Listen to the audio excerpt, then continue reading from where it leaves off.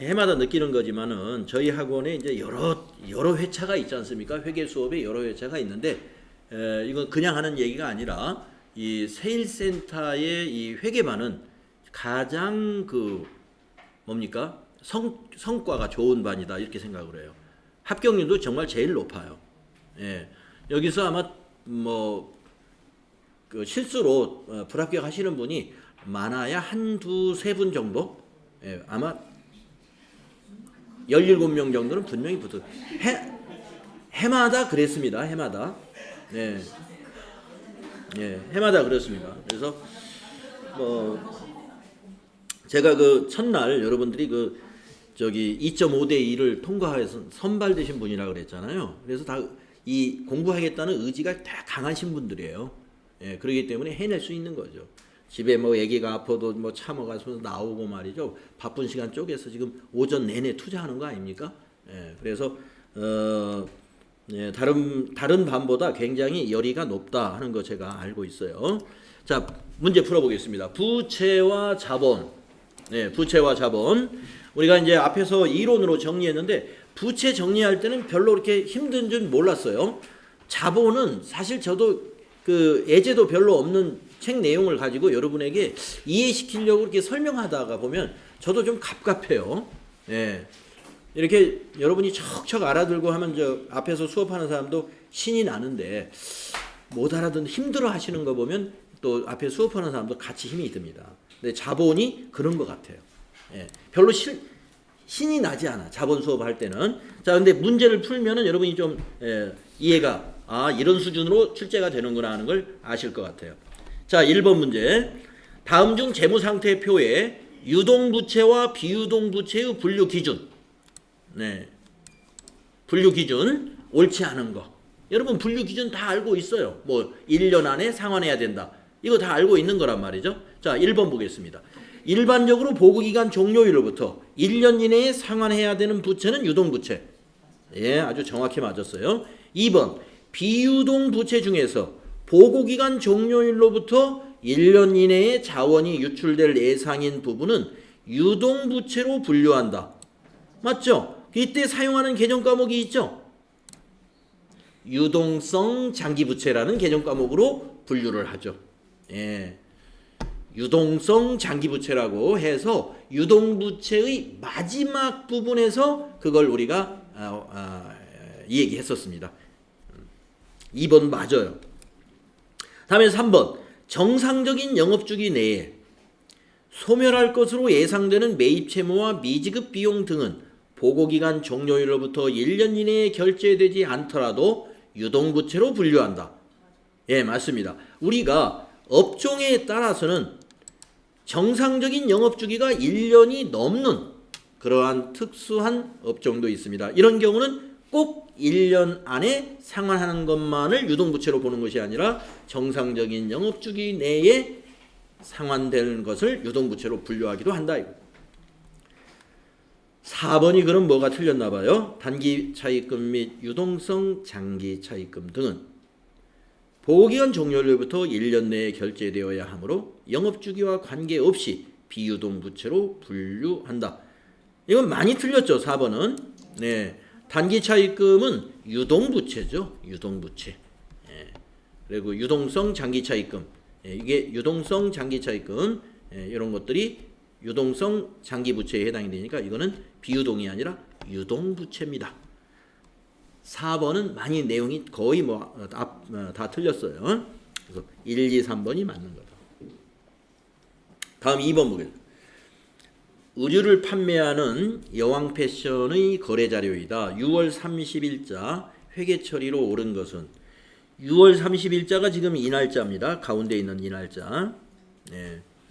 자, 그러면 6월 20일하고 관련이 있겠죠. 6월 20일 날 나여왕 사장은 동대문 새벽시장에서 의류 50만 원을 외상으로 구입했습니다. 그리고 열흘 지나서 이날 30일 날 이게 문제예요. 6월 20일에 구입한 의류 외상 대금을 약소금을 발행하여 지급하였다. 그러면 회계 처리를 어떻게 해야 되는가요? 이런 얘기입니다. 네. 자, 뭘 갚았습니까? 6월 30일 날 외상 매입금을 갚았습니다. 그러면 외상 매입금이라는 부채는 어디로 와야 돼요? 차변으로 와야 됩니다. 외상 매입금 부채 감소가 되었으니까 그것만 확실히 알아도 답은 3번이다. 네. 그러면서 대변에 현금이 가지 않는 이유는 약소거금을 발행했기 때문에 당사가 약소거금을 발행하면 대변에 지급보험이라는 매입 채무 부채가 증가하게 되는 거죠. 다음 3번. 다음 내용 중 매입 채무의 금액을 계산하면 얼마인가? 예, 매입 채무에 해당되는 계정 과목이 딱 2개밖에 없다는 거죠. 외상 매입금하고 지급보험하고. 그러니까 요 2개만 더하면 돼요. 그러면 25만 원이 답입니다. 그 다음에 다음 페이지로 넘어가서 다음의 총계정 원장을 보고 거래를 추정한 것으로 옳지 않은 것은, 제가 여러분에게 그 전기를 하면서 그 회계의 순환 과정 종이를 나눠드리고 전기하는 연습을 하시라면서 최소한 자기가 손으로 노트에다가 한 번, 3번까지도 해볼 필요가 있습니다 했던 이유가 바로 이런 경우입니다. 이 총계정 원장을 보고 거래를 추정하라, 이런 형식으로 문제가 나올 뿐만 아니라 이런 형태 총계정 원장 보여주고 밑에서 질문을 하는 이런 문제가 굉장히 최근에 많이 나오고 있어요. 네. 자, 그러면 자, 밑에 있는 보기를 보기 전에 원래 이제 시험 볼 때는 보기를 보고 판단하면 돼요. 보기를 보기 전에 우리는 한번 미리 이걸 분석하고 보기를 보겠습니다. 자, 여러분 외상 매입금이 계정 과목입니다. 외상 매입금이. 자, 그러면은 배영경 씨, 네, 외상 매입금은 자산 부채 자본 중에 뭘까요? 예, 부채죠. 네, 그러면은 7월 12일 날짜에 거래는 무슨 거래인지 한번 얘기해 보실까요? 그렇습니다. 상품을 사면서 외상으로 한 거예요. 그래서 이 분계는 차변의 상품 100만 원, 대변의 외상 매입금 100만 원의 분계가 전기된 결과예요. 잘 말했어요. 자, 그 다음에 이윤미 씨한테 한번 물어볼까요? 이윤미 씨. 네. 7월 20일 날은 무슨 일이 있었을까요? 외상 매입금이 차변에 왔습니다. 7월 20일 날.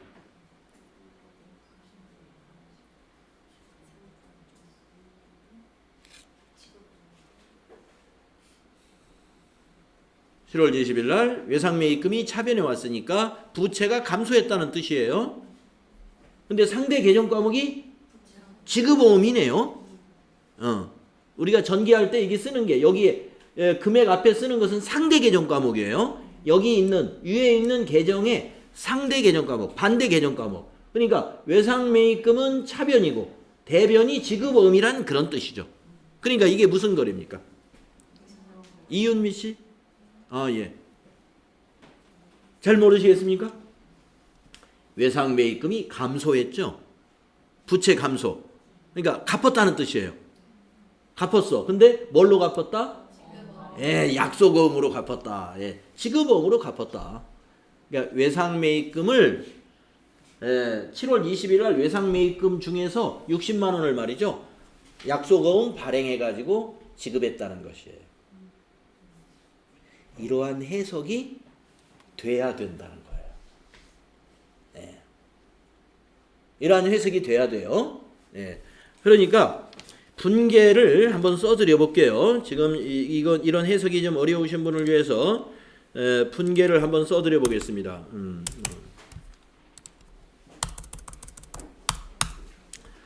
자, 먼저 4번 문제에서 7월 12일의 회계 처리, 즉 분계는 어떻게 되느냐 하는 거죠. 회계 처리는 차변의 상품 100만 원,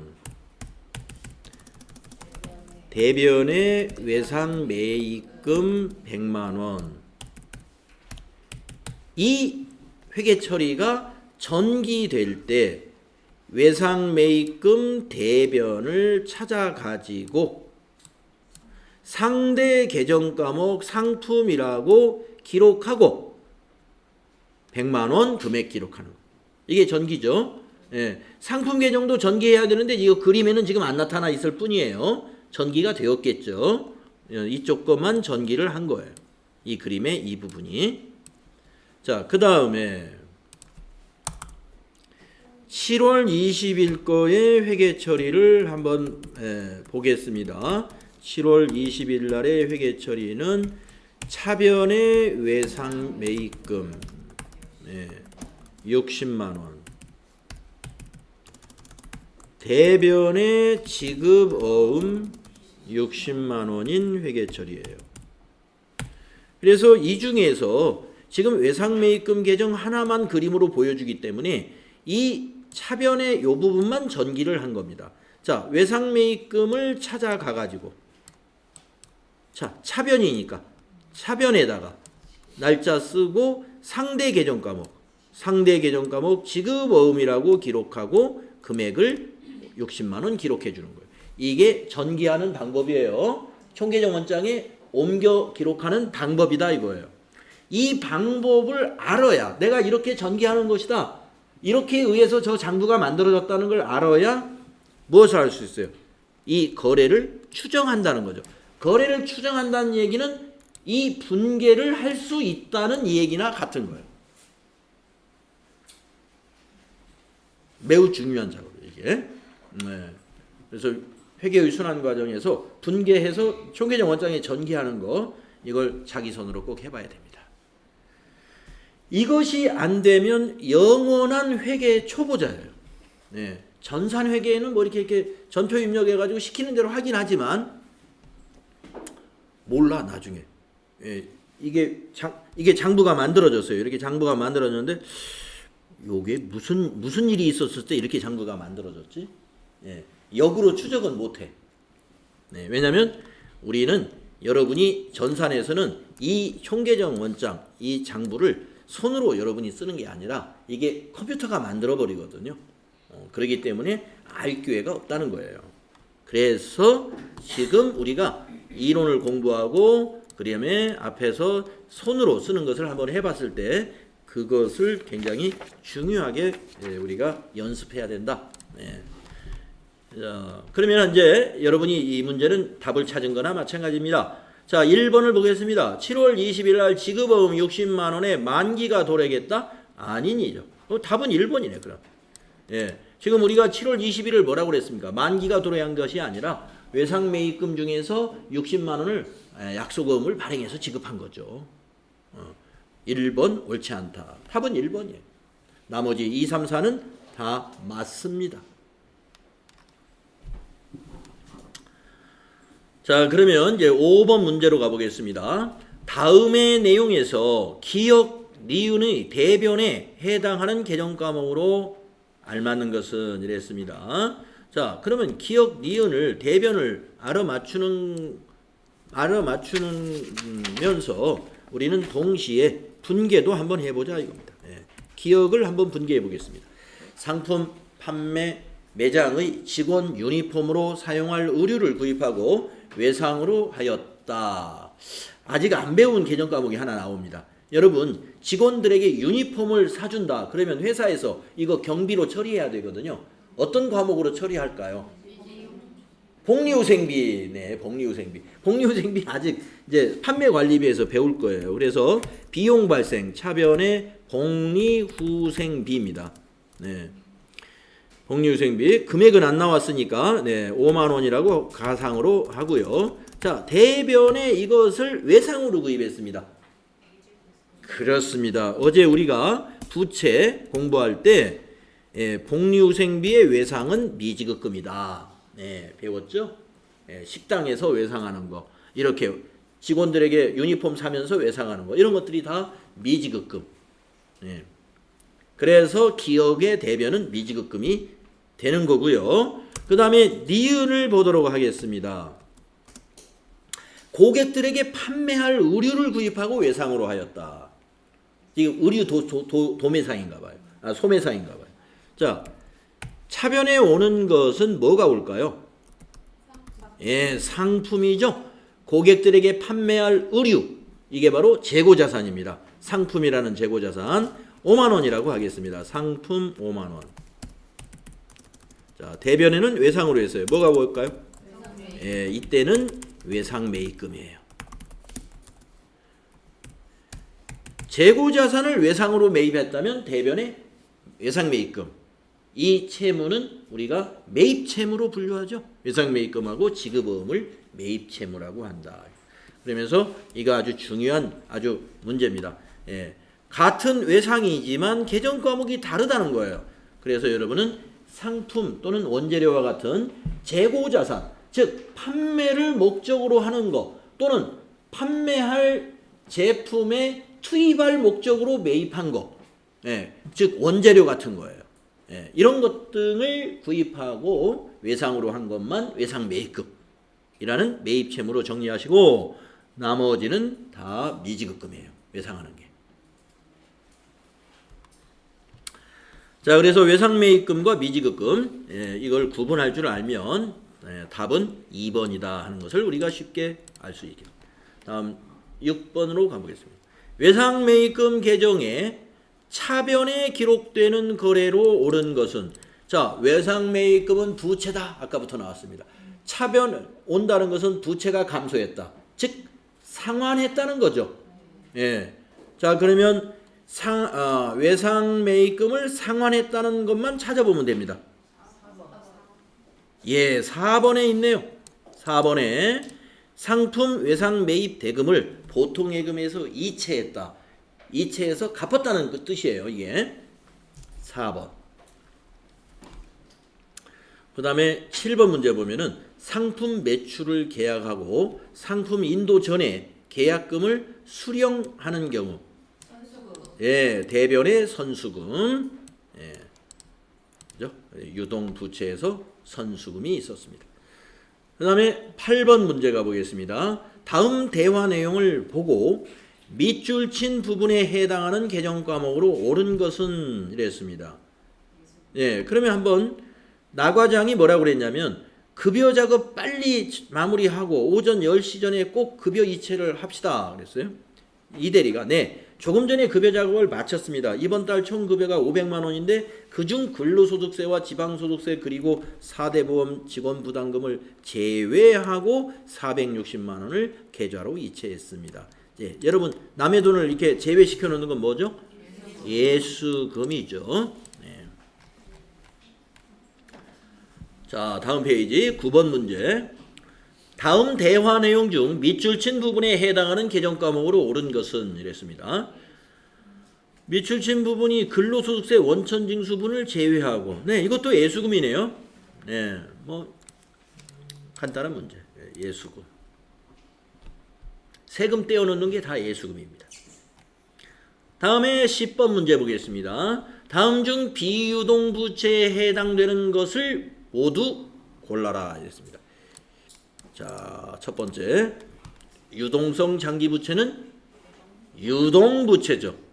부가세 애수금 유동부채입니다. 퇴직급여 충당부채 비유동부채입니다. 예, 퇴직급여 충당부채는 우리가 퇴직급여 충당부채에 설정해 놓은 것을 유동부채라면 내년에 다 퇴사한다고 가져가는 거 아니에요? 예, 1년 안에 다 퇴사하면 어떻게 되겠어요? 예, 이건 비유동부채입니다. 사채, 예, 비유동부채죠. 사채 보통 3년 만기가 일반적이다 그랬죠. 그래서 다라 3번이 비유동부채에 해당합니다. 11번 주식회사 한공은 종업원이 퇴사하여 퇴직금 1,000만 원을 보통예금 계좌에서 이체했습니다. 이 거래를 회계 처리한 후 나타나는 결과로 옳은 것은 이랬습니다. 가로 열고 단 종업원 퇴직 직전 퇴직급여 충당부채 잔액은 700만 원으로 부족하군요. 네, 자, 이거를 금방 답을 찾을 수도 있긴 하지만 일단 답을 찾고 분개도 해보겠습니다. 자, 차산이 증가했을까요? 예. 차산이 감소했죠. 예. 대변에 보통 예금이니까. 예. 그러면 부채가 감소할까요? 뭐가 부채였습니까? 예, 퇴직급여 충당 부채 700만 원 감소했네요. 3번 자본금이 증가한다. 그럴까요? 자본금은 전혀 변화가 없습니다. 예. 응? 왜 자본금에 영향이 자본금에 아무 영향 없어요. 자본금에. 그다음에 4번 이익잉여금이 증가한다. 이익잉여금은 감소합니다. 왜냐하면 이게 비용이 발생하거든요. 300만 원. 그러면 이익잉여금은 감소해요. 비용이 발생하면 이익이 줄어드니까 당기순이익이. 자, 그러면 맞은 것은 요거 하나밖에 없어야 되는데 2번 부채가 감소한다. 얼마 감소한다 그랬죠? 700만 원. 700만 원 부채가 감소합니다. 자, 그러면 이게 지금 이 분계가 머릿속에 탁 들어오는 분도 있겠지만 이게 왜 무슨 부채가 700만 원이 감소하지? 네. 그런 분을 위해서 11번 분계 한번 써보겠습니다.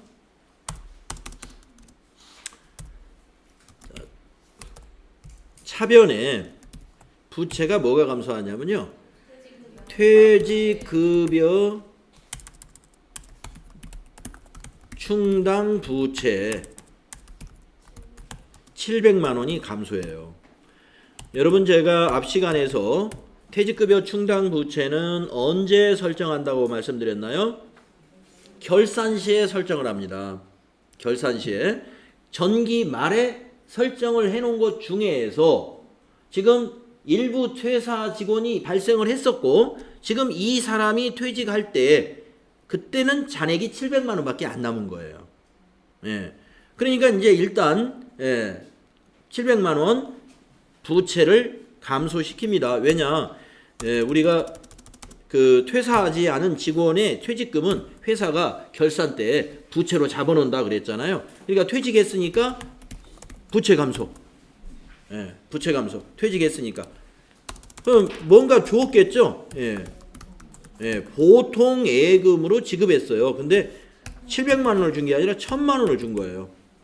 1000만 원. 그래서 보통 예금이라는 자산이 감소합니다. 자산의 유출은 1000만 원이 되는데 빚을 갚은 건 700밖에 못 갚았네. 네. 그러면 300만 원을 우리는 그렇죠. 우리는 300만 원을 비용으로 처리해야 됩니다. 퇴직금 지급할 때 비용이 퇴직급여예요. 퇴직급여 300만 원. 자, 원래 차변의 퇴직급여는 결산시에 비용 발생을 시키는 거예요. 원래 이 퇴직급여는요, 이 퇴직급여는 결산시에 차변에 비용 발생을 시키는 건데, 지금 이 11번의 경우는 부득이하게 퇴직할 때 퇴직급여 충당 부채로 설정해 놓은 것이 모자라는 경우입니다. 그럴 때는 모자라는 부분은 단기의 비용으로 그냥 처리합니다. 단기의 비용으로. 나머지는 요 700만 원, 요 700만 원은 이미 과거에 전기의 비용으로 처리되었던 거예요. 모자라는 300만 원만 단기의 비용으로 처리합니다. 네, 퇴직금 지급할 때의 회계 처리 이거 꼭 기억 잘 해두세요. 퇴직금 지급할 때의 회계 처리를 기억을 해두어야 결산 때 이 퇴직급여 충당 부채 이거를 대변에 설정하는 것도 함께 이해가 될 수가 있어요. 이걸 왜 부채로 잡아두는가? 결산할 때. 직원이 나가면 부채가 감소된다 이거예요. 좀 그래요. 우리가 직원들이 있는데 직원이 1년 이상 근무한 직원의 퇴직금이 부채라고 생각하면 아, 저 사람이 부채다 이렇게. 좀 느낌은 이상하죠. 느낌이. 예. 나가는데 부채가 털어졌다 이렇게 보면. 예. 하여튼 회계적으로는 그래요. 회계적으로는. 자, 그래서 직원 퇴직 시에 퇴직급여 충당 부채라는 부채가 감소하게 되는 이유에 대해서 우리는 이해를 해둬야 됩니다.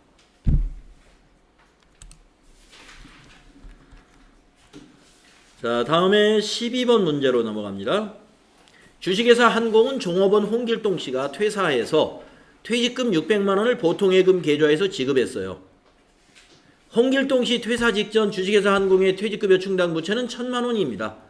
홍길동 씨 퇴직 시 퇴직금 지급에 대한 분계로 옳은 것은 이랬습니다. 네, 그렇네요. 1번. 1번이죠. 차변의 퇴직급여 충당 부채 감소 600, 대변의 보통예금 600 자산 감소. 이렇게 처리합니다. 다음 13번. 다음 중 자본에 대한 설명으로 옳지 않은 것은 이제 지금부터 자본 문제네요. 1. 자본은 기업의 자산에서 부채를 차감한 후에 잔여 지분을 나타낸다. 네, 자본을 잔여 지분이라고 그래요. 잔여 지분. 잔여 지분이 없으면 주인께 하나도 없는 겁니다. 회사 자산이 모두 은행 것이고 채권자 거예요. 잔여 지분이 있다 하는 것은 주인께 좀 있다. 네. 1번은 맞죠. 2번 자본잉여금은 주식 발행 초과금과 기타 자본잉여금으로 구분하여 표시한다. 맞죠? 네, 주식 발행 초과금 자본잉여금에 해당이 되고 기타 자본잉여금이 몇 가지 있죠. 2번 맞습니다. 3번 보통주 자본금은 액면금액의 발행 주식수를 곱한 금액. 우리가 자본금이라는 것이 보통주든 우선주든 간에 액면금액에다가 주식수를 곱한 것이 그게 바로 자본금. 4번 자기 주식은 취득 원가를 매도 가능 증권으로 회계 처리한다. 자기 주식을 취득할 때는 차변에 자기 주식으로 회계 처리합니다. 네, 아까 제가 말로만 설명을 드렸었죠.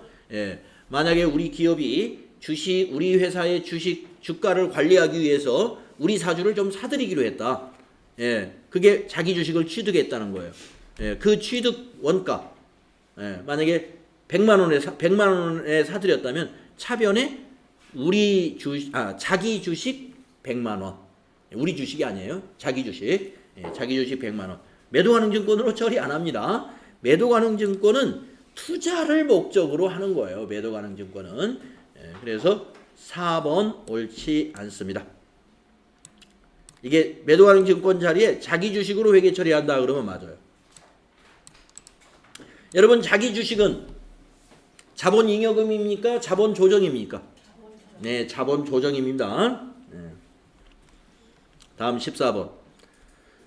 주식회사 한공이 자본증자를 위해 액면가 5,000원인 주식을 6,000원에 발행했을 경우 올바르게 분계한 것은 액면가는 뭐가 돼야 될까요?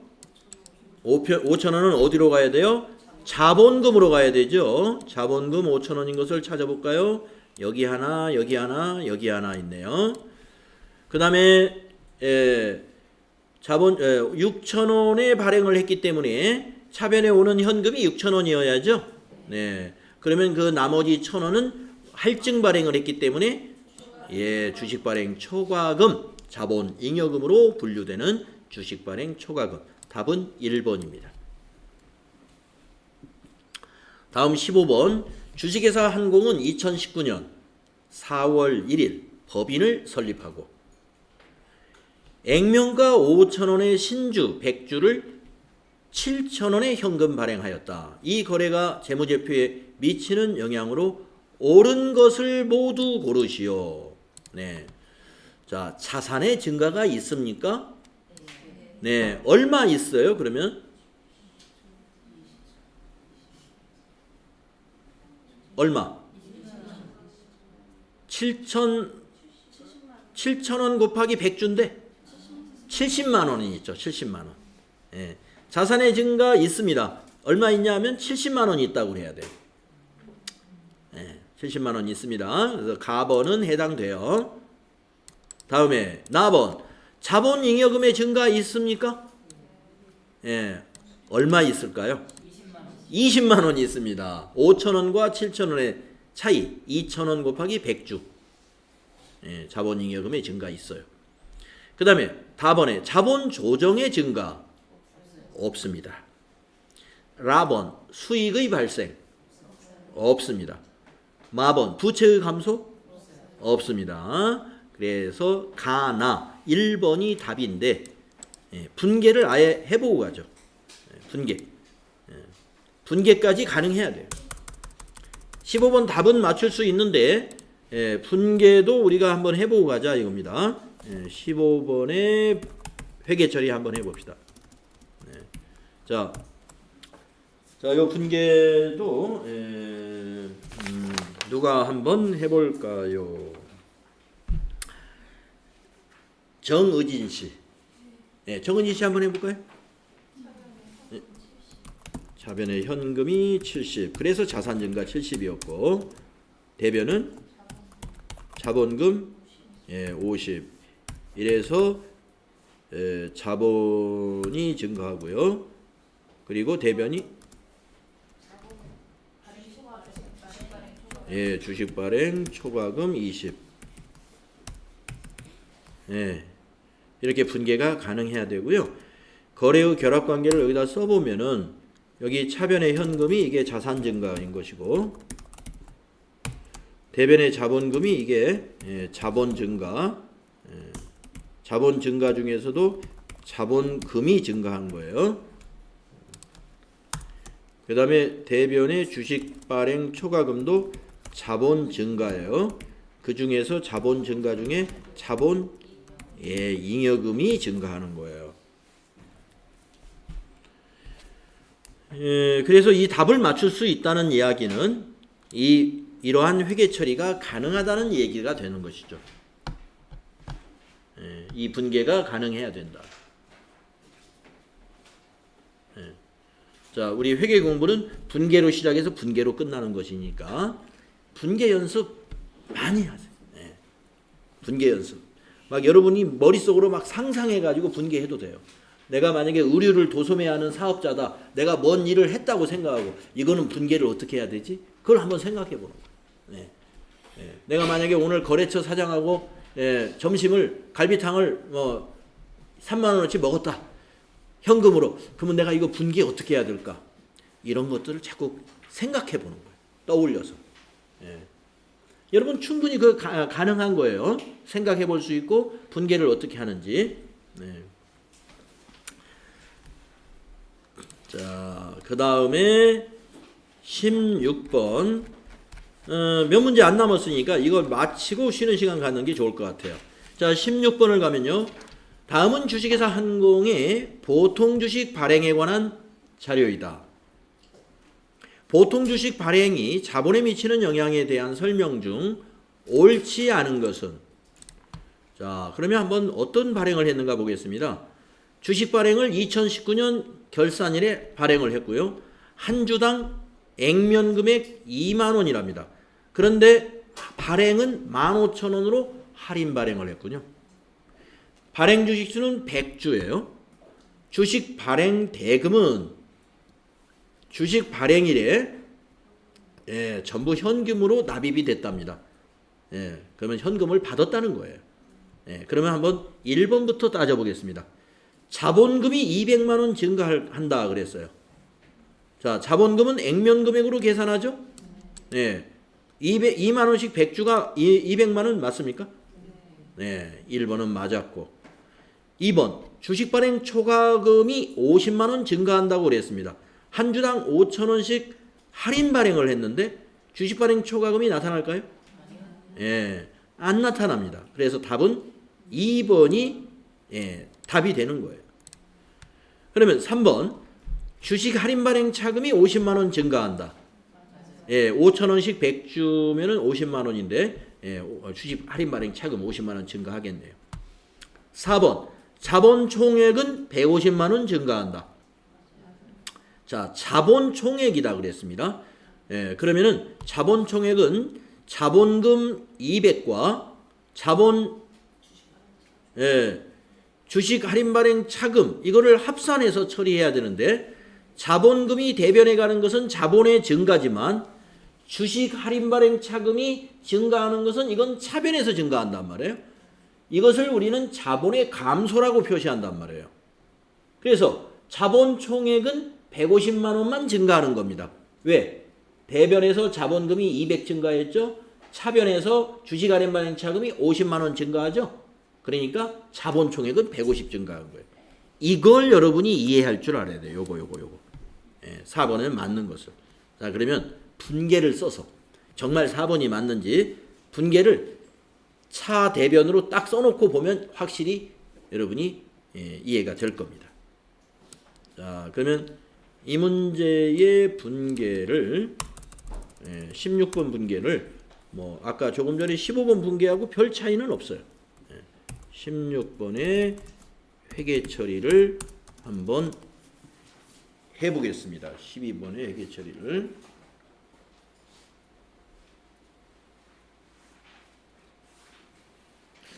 아까 박미정 씨가 하셨나요? 아니요, 정의진. 박미정 씨가 한번 해보죠.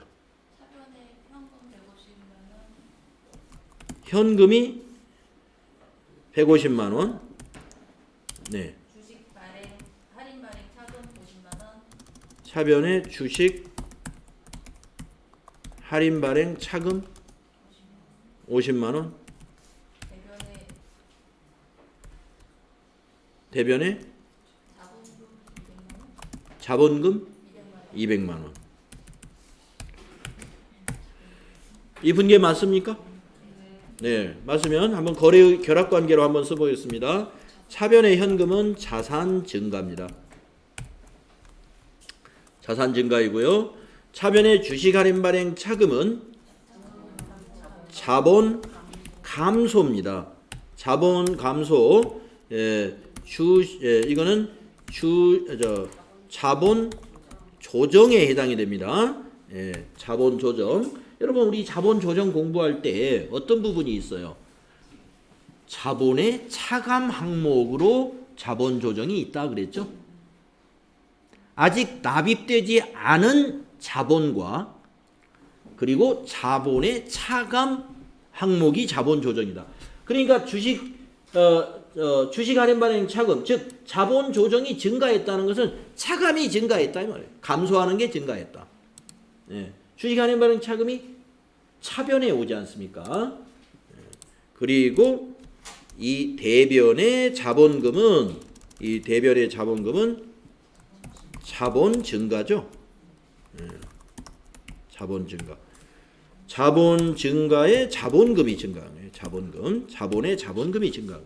그래서 아까 보기 4번이 맞다는 게 뭐냐면 자본이 증가한 것은 200이요. 자본이 감소한 게 50만 원이기 때문에 이 두 개를 합산 처리하면은 증가 200에서 감소한 50을 빼야 되니까 자본 총액은 150만 원이 증가했다. 말이 되죠? 네. 자, 그 다음에 17번 문제 보겠습니다. 다음의 설명에 해당하는 자본 항목은 이랬습니다. 상법에 규정된 법정 적립금. 아까 우리 정리했던 상법 제30조라고가 그랬어요. 그래서 자본금의 2분의 1이 될 때까지 결산기 현금 배당의 10분의 1 이상을 적립해라. 이게 뭐예요? 이익준비금이죠. 이익준비금. 이걸 가지고 어디에 써먹느냐? 나중에 결손금이 났을 때 결손금으로 보전을 하거나 자본금으로 전입하는 목적으로 사용할 수 있게끔 해준다 이겁니다. 그러니까 자본이 잠식되는 것을 예방하기 위해서 이익이 났을 때 좀 적립을 이익준비금으로 적립을 해놨다가 결손 났을 때 결손 보전시키고 이런 목적으로 활용하도록 하고 있다는 거예요. 다음에 18번 문제 보겠습니다. 다음 각 거래의 회계 처리 시 차변에 나타날 계정 과목은 무엇이냐 이랬네요. 가나다 중에서. 네, 가번부터 보겠습니다. 주식회사 한공은 제품을 200만 원에 판매하기로 하고 계약금 20만 원을 현금으로 받았다. 차변에 오는 것은 현금이 오죠. 네, 너무 쉽습니다. 네, 그러면 이제 2번 아니면 4번이 답이 됩니다. 그러면 한번 대변도 한번 생각해 보실래요? 네, 대변은 선수금입니다. 가번은 차변은 현금, 대변은 선수금. 그러면 이제 나번을 보겠습니다. 나변에 차변을 알아맞추는 건데 직원이 퇴사하여 퇴직금 400을 보통예금 계좌에서 지급하였다. 퇴사일 현재 퇴직급여 충당부채 잔액은 500만 원이었다. 차변에 오는 건 뭐가 올까요? 네, 퇴직급여 충당부채 400이 옵니다. 그러면 이 거래에서 대변에 오는 건 뭘까요? 네, 보통예금 400만 원. 이렇게 회계 처리가 되는 것이 나번이죠. 그러면 이미 답은 2단계에서 2번이라는 것이 골라졌어요. 답번을 읽어보면은 거래처의 상품 500만 원을 외상으로 판매하였다. 차변에 오는 게 외상 매출금. 그러면 대변은 뭐가 올까요? 상품이 아니라 상품 매출까지 가야 됩니다. 상품 매출, 수익 발생, 대변에서. 네, 대변이 상품 매출, 수익 발생이에요. 자, 이렇게 해서 이제 드디어 재무상태표 개정에 관한 이제 부채와 자본에 관한 문제풀이까지 다 보셨습니다. 자, 쉬었다가 손익계산서 개정으로 넘어가겠습니다.